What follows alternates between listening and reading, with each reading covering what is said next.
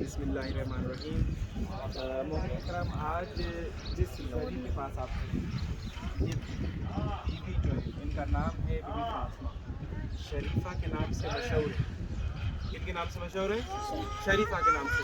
शरीफा क्यों? शरीफा इसलिए कि बहुत सारे आज भी अरब ममालिक के अंदर सैयद को शरीफ और औरत अगर सैयद हो तो शरीफा कहते हैं। जैसा हमारे मुल्कों में का सैयद को सैयद लिखा जाता है ना, तो यहाँ पर शरीफ लिखा जाता है। तो इनका नाम जो है, अभी आपने आते हुए बोर्ड पे पढ़ा होगा, क्या था? अलविया शरीफा बिन्त इमाम हसन।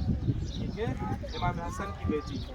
जो लोग ये एतराज़ करते हैं शियों पर कि इमाम हसन की तो कोई नस्ल ही नहीं बढ़ी, इमाम हुसैन की नस्ल बढ़ी, उनके लोग शिया जो है इमाम हुसैन का नाम इसलिए लेते हैं कि 12 इमाम उन्हीं से हैं। ऐसा नहीं है। जिस बीबी के पास खड़े हैं आप, ये वो बीबी है जो कि बेटी हैं इमाम हसन की और जोजा हैं इमाम ज़ैनुल आबिदीन की और माँ है इमाम बाकिर की।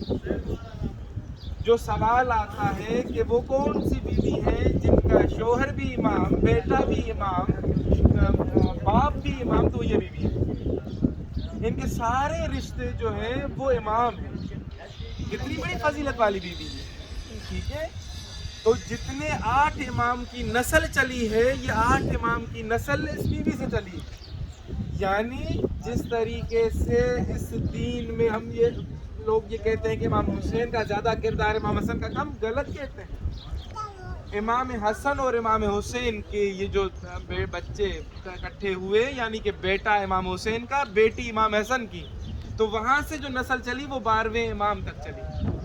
अब जितने मसलन इमाम ज़माना की दादी की कब्र पर आप आए, ठीक है, जितने सादात हैं जो बाद में हम मूसवी सादात हैं, जिस तरह बाजी बता रही थी, रिजवी सादात हैं, तो ये सब किनके औलाद से हैं? ये बीवी के।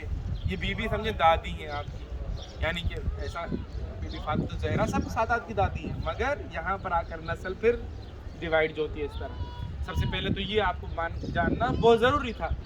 दूसरी बात, ये बीबी यहाँ पर कैसे आई और इनका हमारी इस करबला की कहानी में क्या किरदार है, वो ये भी बहुत ज़रूरी है। बीबी करबला में मौजूद, करबला की ये मुसीबतें, ये आहो बका सब सुनती रही।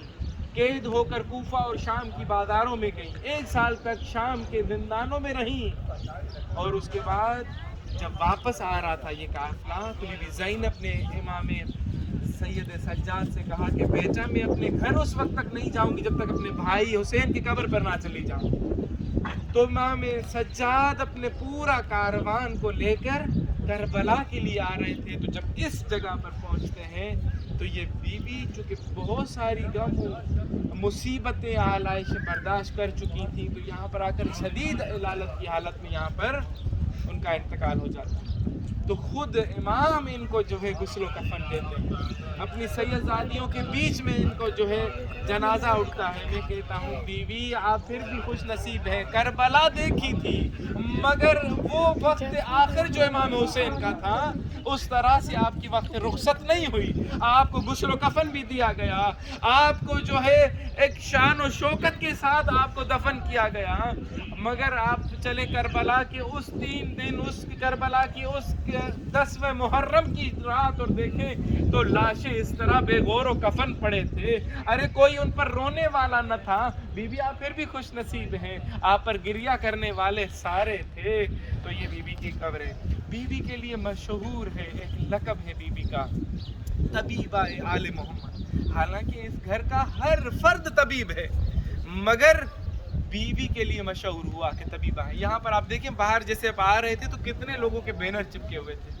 ये जो लोग यहाँ पर आके ठीक हो जाते हैं, मन्नत मान के जाते हैं, जब ठीक होते हैं तो बीवी के पास शुक्राने के तौर पर अपना बैनर लगा के जाते हैं कि ए सैयदा आपके दर से हम जो है शिफायाब हुए हैं। और आप लोग भी यहाँ आए हैं, जो बीमारियाँ लेकर आए हैं बीबी से तहैया करके जाएं, बीबी से दुआ मांग कर जाएं। ये तबीबा आले मोहम्मद है, ये आपको शिफा देंगी। बीबी को कहें बीबी हम जब ठीक होंगे अगले साल आपके बारगाह में शरीक होंगे, आपका शुक्राना अदा करने के लिए आएंगे। वस्सलामु अलैकुम वरहमतुल्लाहि वबरकातुहू।